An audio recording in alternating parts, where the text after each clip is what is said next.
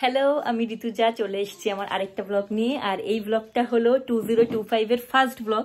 তো সবাইকে জানাই হ্যাপি নিউ ইয়ার, নতুন বছর সবার খুব খুব ভালো কাটুক।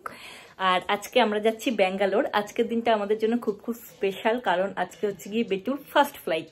তো বেটু এই প্রথম প্লেনে চড়বে, তার জন্য আমরা খুব খুব এক্সাইটেড। তো শুরু করছি আজকের ব্লগ। এখানে আমাদের লাগেজ সব রেডি, দেখে নাও।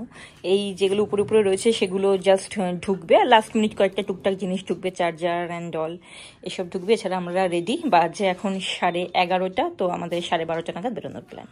তোমাদের এই নিউ ইয়ারে সবার কে কি রেজলিউশন নেবে সেটা আমাকে জানিও। আমি ঠিক করেছি এই বছরের ব্লগগুলো যতটা পারবো ইনফরমেটিভ করার, যাতে তোমাদের দেখতে ভালো লাগে। তো চেষ্টা করবো সেটা করার। তো আজকে ব্যাঙ্গালোর কেন যাচ্ছে একটু বলি। তার আগে একটা নিউজ দিই যে দেবা আর টিসিএস নেই, ও টিসিএস ছেড়ে দিয়েছে। তো ইনিশিয়ালি প্ল্যান ছিল ব্যাঙ্গালোরের ইনফোসিসে জয়েন করবে, কিন্তু পরে ওই প্ল্যানটা চেঞ্জ হয়ে যায়। ও কলকাতাতেই অন্য একটা কোম্পানিতে কন্টিনিউ করবে। তো তখন ঠিক হয়েছিল আমরা ব্যাঙ্গালোর যাব, তো সেটা আমরা টিকিটটা ক্যান্সেল করিনি, আমরা যাচ্ছি। কারণ ওখানে দেবায়নদা আছে, বাবান আছে, সবার সাথে দেখা করবো, একটু মজা করে আসবো, তার জন্যই আর কি যাওয়া। তো বেটুর যেহেতু আজকে ফার্স্ট ফ্লাইট, আমি আর দেবা খুব খুব টেনশনে আছি এটা নিয়ে। তো এটা তোমাদের সবারই এই টেনশনটা হয় কিনা, সব মা বাবার বাচ্চার ফার্স্ট ফ্লাইটে আমাকে জানিও, কারণ আমার আর দেবার খুবই টেনশন হচ্ছে। সাথে আমরা খুব এক্সাইটেডও আছি, দেখি কি হয়, সব তোমাদের সাথে শেয়ার করবো। আমরা রেডি হয়ে গেছি, সবাই রেডি হয়ে গেছে। বেটু বলু নেমে গেছে। হ্যাঁ হ্যাঁ, গাড়িও এসে গেছে, বেরোচ্ছি। টাটা। বেতু, আমরা বেরিয়ে গেছি। তুমি প্লেন চড়বে আজকে প্রথমবার? হ্যাঁ, তো আমরা বেরিয়ে গেছি। এই যে দেবা, দেখা হচ্ছে এয়ারপোর্টে।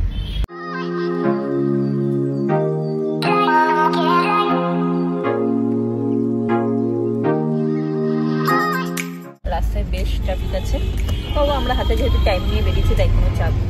মানে একটু ঘুমিয়ে পড়েছে। যাওয়া যাক।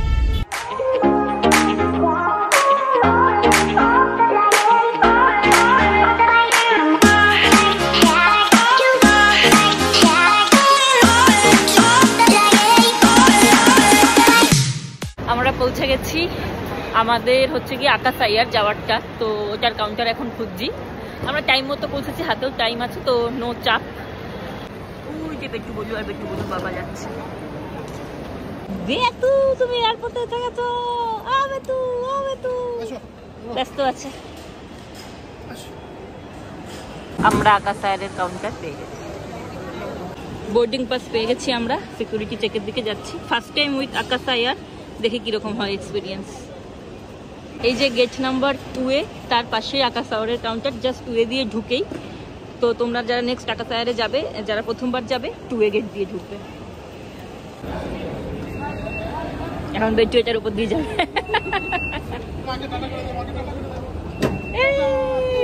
বেটুকে চড়ানোর জন্য দেবা খুব এক্সাইটেড ছিল, খুব একটা রিয়াকশন নেই। ভালোই লাগছে, আশা করি। সিকিউরিটি চেক সব ডান। আমাদের গেট নাম্বার হচ্ছে কি 18 এদিকে আছে।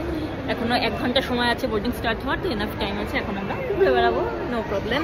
এই যে বেটু enjoying his first visit to airport. আমি একটু এখানটা বসে আছি, এখানটা বসতে আমার খুব ভালো লাগে। আর বেটুর পক্ষে তো বসা সম্ভব নয়, এ বাবার সাথে ঘুরে বেড়াচ্ছে। এ কিছুতেই বসবে না, এই যে ফাঁকা সিটটাও বসবে না। তো যতক্ষণ বসে আছি তোমাদের সাথে সবকিছু শেয়ার করি। আমরা আকাশাইয়ারের টিকিট বুক করেছিলাম এমএমটি থেকে, ফেরারটা আমাদের ইন্ডিগো। ওটা ফেরার টাইমে ওটার কথা বলবো। যাওয়ারটা আমরা এমএমটি থেকে বুক করেছিলাম 4:40। জেনারেলি আকাশাইয়ারের কলকাতা টু বেঙ্গালুরু ফ্লাইটটা হয়। আমরা লাস্ট কয়েকদিনের হিস্ট্রি চেক করলাম, মোটামুটি ওরা 2 ঘন্টা নেয়, যদিও 2 ঘন্টা 55 মিনিটস অফিসিয়ালি লেখা ছিল, বাট দেখলাম যে 2 ঘন্টা মতো নিয়েই পৌঁছে দিচ্ছে। দেখা যাক আজকে কি হয়। লাস্ট 2 দিন আবার ছেড়েও ছিল দেরিতে ফগের জন্য, বাট আজকে অন টাইম আছে, থ্যাঙ্ক গড। তো দেখি আকাশাইয়ার কেমন সার্ভিস দেয়। বেটু ফার্স্ট ফ্লাইট, সে নিয়ে তো আমরা এমনি টেন্স, সেটা আগেই বলেছি। তো আকাশাইয়ারের সাথে এক্সপিরিয়েন্স কিরকম হয় দেখা যাক। বেটু কেমন লাগছে বলো? আমাদের এখন এখানে ওয়েট করতে হবে 1 ঘন্টার মতো। কি দেখছো তুমি বেটু? কি দেখছো? প্লেন। আমরা প্লেন থেকে কিরকম করে যাবো? আমরা একটু ফুড কোর্টে এসেছি, এই ফ্রান্স থেকে একটু ফ্রেঞ্চ ফ্রাই নিয়ে নেবো। এখন খাবো না, এটা জাস্ট হ্যান্ডি থাকবে বেটুর জন্য। বেটুকে মাঝে মাঝে সামলানো না গেলে ফ্রেঞ্চ ফ্রাই দিয়ে দিলে ও শান্ত হয়ে যায়, তো তার জন্য নিয়ে রাখবো।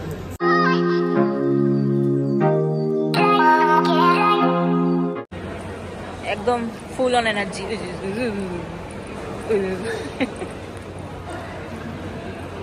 এখানে নোয়াপাড়ার 2022-এ নোয়াপাড়ার কি ক্লাব বললি এটা? দাদাভাই সংঘর ঠাকুরটা রাখা রয়েছে, ভেরি নাইস। আমি জানতাম না, আমি অনেক বছর পরে কলকাতা এয়ারপোর্টে এলাম। লাস্ট আমি মুম্বাই আর হায়দ্রাবাদ এয়ারপোর্ট থেকে ট্রাভেল করেছিলাম আমার আর দেবার জন্য কোক। ফ্রেঞ্চ ফ্রাইজ নেওয়া হয়ে গেল, এখন আমরা আবার 18 নম্বর গেটের দিকে যাচ্ছি।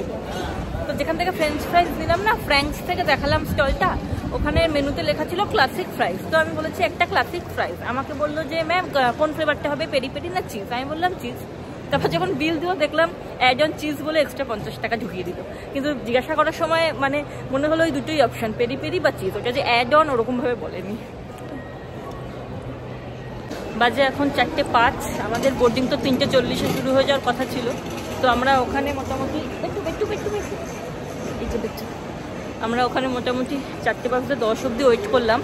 তো বোর্ডিং স্টার্ট হয়নি, এয়ারলাইন্স থেকেও আসেনি। তো আমরা আবার একটু এই পেছন দিকে আসলাম, এসে বেটুর ডাইপারটা চেঞ্জ করিয়ে নিলাম। এখন গিয়ে দেখি কি অবস্থা, বোর্ডিং স্টার্ট হয়েছে কিনা। আমরা গেট নাম্বার 18-এ গিয়ে দেখলাম হঠাৎ ফাঁকা হয়ে গেছে, লোকজন নেই। তারপর দেখলাম যে আকাশ এয়ার গেট নাম্বার 18 থেকে 24-এ শিফট করে গেছে। তো এখন আমরা দৌড়ে দৌড়ে যাচ্ছি 24-এর দিকে। পৌঁছে গেছি আমরা গেট নাম্বার 24। এই যে এখনো বোর্ডিং শুরু হয়নি, ফাইনালি হয়ে গেছে বোর্ডিং। এখন আমরা ফ্লাইটের দিকে এগোচ্ছি। তো আমরা ঢুকে গেছি, ফ্লাইটে উঠে গেছি। এই যে দেবা আর এই যে বেটু বলু। এই রুম হয় শুনেছিলাম, বাট সেটা একদমই না, যথেষ্ট আনকমফোর্টেবলই লাগছে আমার। আর বেটুকে নিয়ে তো আরোই লাগছে, তাই তো? সিটটা কিন্তু ঠিক আছে, লেদার সিট, বাট হ্যাঁ কিন্তু লেগ রুম একবারেই কম। ইকোনমি ক্লাসে যাচ্ছে, ঠিক আছে না মানে যেরকম রিভিউ শুনেছিলাম যে লেগ রুম ভালো আকাশ এয়ারে অন্যান্যগুলোর থেকে। যাই হোক, ব্যাঙ্গালোর পৌঁছে দেখা হবে।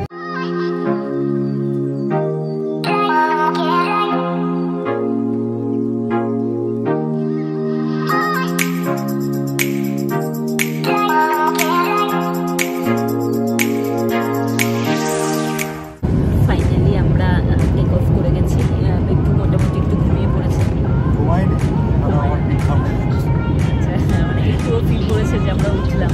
ঠিক আছে, কোনো অসুবিধা হয়নি। ওকে আমরা সাফ করাবো বলে দুধ প্রিপেয়ার করেছিলাম গরম জল দিয়ে, কিন্তু দুধ খাইনি। দুধ খাইনি, এখন উনি একটু ফ্রেঞ্চ ফ্রাই খাচ্ছে। আর তোকে কি দিয়েছে চিকেন ক্রোসেন্ট, যখন খুলবো আমি দেখাবো। আর আমাকে দিয়েছিল স্যান্ডউইচ, যেটা আমি খেয়ে ফেলেছি। আমি নিয়েছি কফি, দেবা নিয়েছি কফি। এবার চিকেন চিজ ক্রোসেন্ট। যাই হোক, এটাও ঠান্ডা। আর আমাকে যে স্যান্ডউইচটা দিয়েছিল সেটাও খুব ঠান্ডা ছিল, জানি না কেন এটা ঠান্ডা করে সব দিয়েছে। ঠিক আছে, আর এই যে ফ্রেঞ্চ ফ্রাই খাওয়া এখনো চলছে। ফ্রেঞ্চ ফ্রাই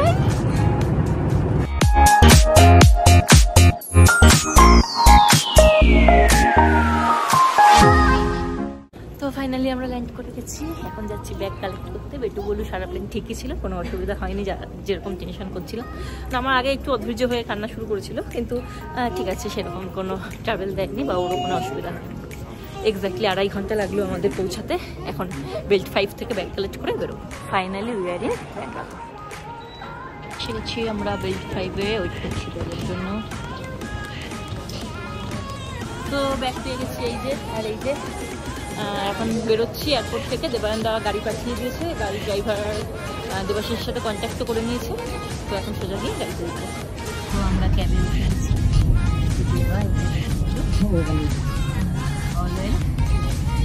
যাচ্ছি দেবায়নদার বাড়ি। দেবায়নদার বাড়ি গিয়ে দেখা।